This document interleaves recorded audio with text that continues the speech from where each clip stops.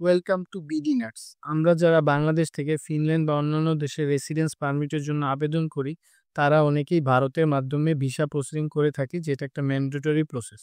So visa approve হওয়ার পর আমরা একটি রেসিডেন্স পারমিট কার্ড বা আরপি কার্ড পাই, যা ইন্ডিয়া থেকে আরামেক্স কুরিয়ার সার্ভিসের মাধ্যমে বাংলাদেশে পাঠানো হয়। আজকের ভিডিওতে আমরা দেখব কিভাবে আপনি আরামেক্সের মাধ্যমে আপনার আরপি কার্ডটি ট্র্যাক করবেন। সো ভিসা অ্যাপ্রুভ হওয়ার সাধারণত 3 থেকে 4 সপ্তাহ পরে আরামেক্সের মাধ্যমে বা কার্ডটি বাংলাদেশে পৌঁছায়।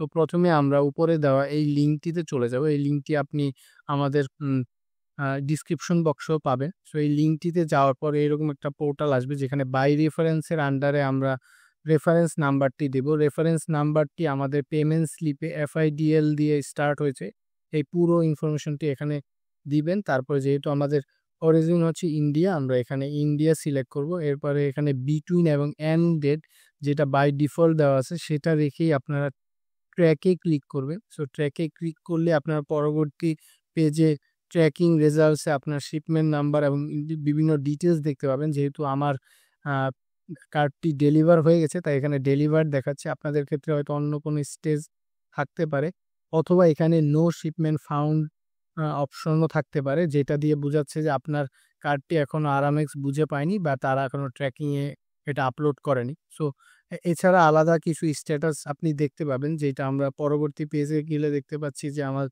কার্ডটি কিভাবে ওয়ান বাই ওয়ান এটা বাংলাদেশে পৌঁছে এসে সেটার একটা ডিটেলস আছে। সো ডিফারেন্ট স্টেজ আপনি ডিফারেন্ট পাবেন। প্রথমে প্রসেসিং আসবে, তারপরে ইন ট্রানজিট, এবং যখন VFS এটা চলে আসবে তখন ডেলিভার্ড স্টেজে চলে আসবে। এবং ডেলিভার্ড স্টেজে চলে আসলে তার পরের দিন আপনি গিয়ে এই কার্ডটি গ্রহণ করতে পারবেন উইথ আপনার payment slip and passport. So আজকের ভিডিওতে এইটুকুই। আর